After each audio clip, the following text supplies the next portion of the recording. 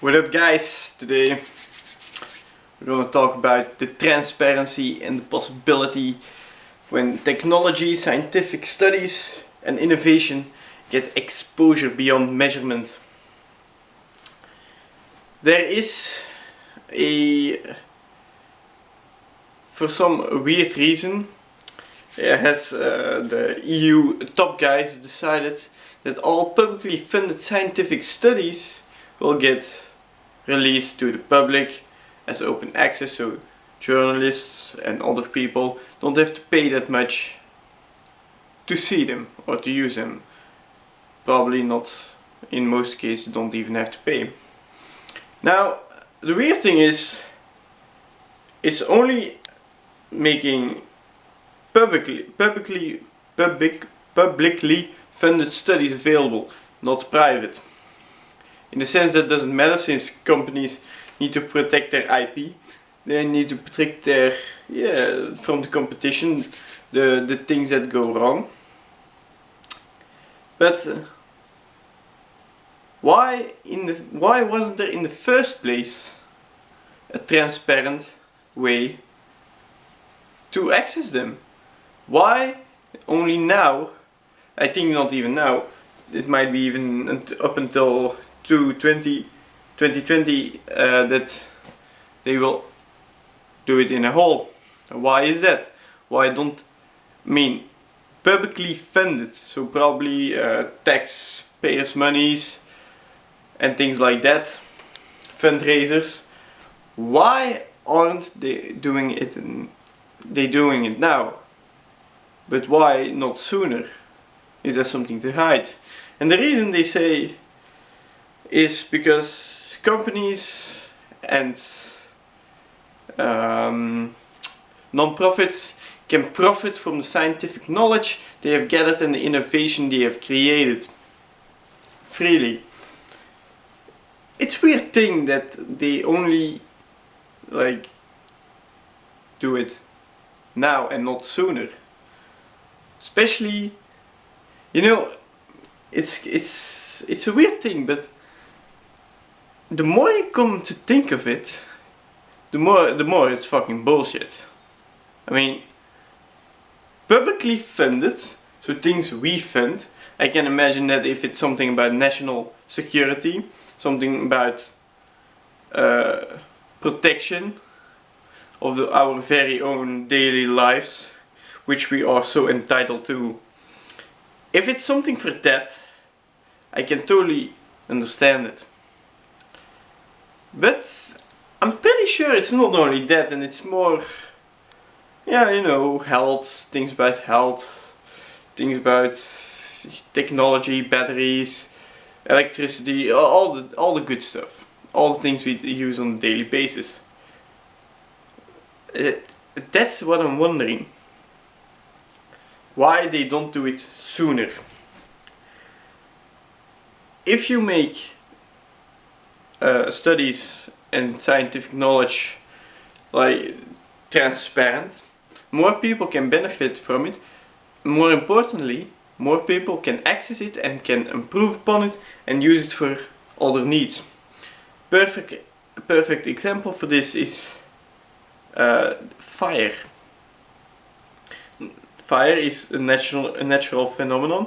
It's nothing we invented, but it is to say that we discovered it more. Let's say that, like that. And it used to be a very linear process. But after a while, the fire we used for smithing purposes. We used it to smelt metal, or at least to get the process going.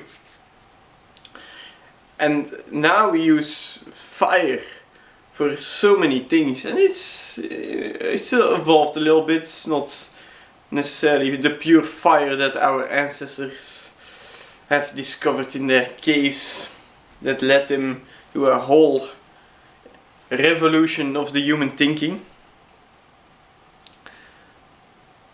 But because everybody had access about it and everybody used it on a daily basis. Sooner or later, some smart guy came along and invented a new way to use fire.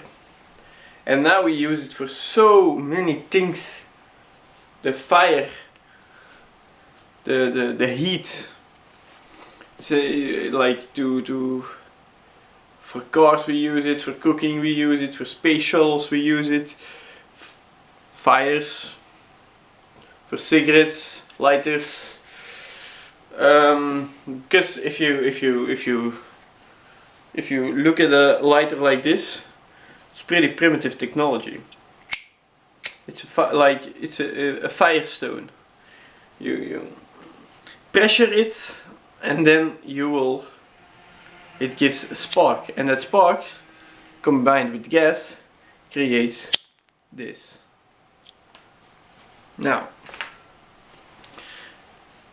if we create technologies, if we make research data available to everybody, we have a higher chance that it will be used in a different ways.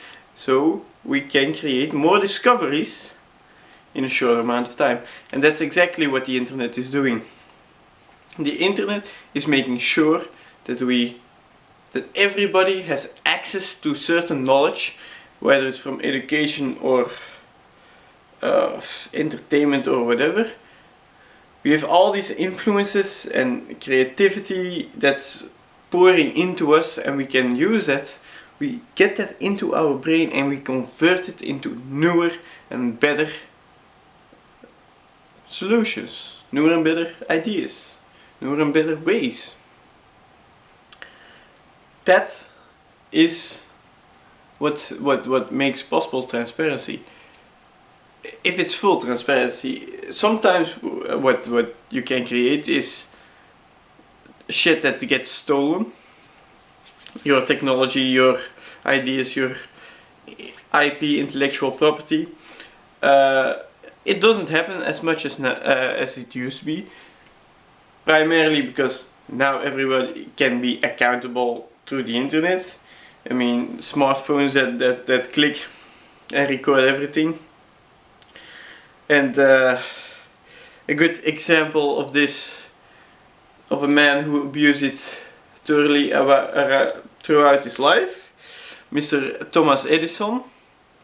So well appreciated for the work he has done about the light bulb. And then here you have a man like Tesla, who was his pupil, to say it like that. He came from the boat, and Mr. Edison literally abused him, stole his material, trying to discredit him. There was not that much open transparency in that time, so basically Tesla had not so much to work with. While Edison, on the other hand, he used his wealth, he used his money, he used everything he could use to keep it. You know, the richer get richer and the poorer get poorer. And so I find it so strange that the more I come to think of it, the more I think it's not an elaborate plan to trying to conquer the world or something. It's more like a dick move.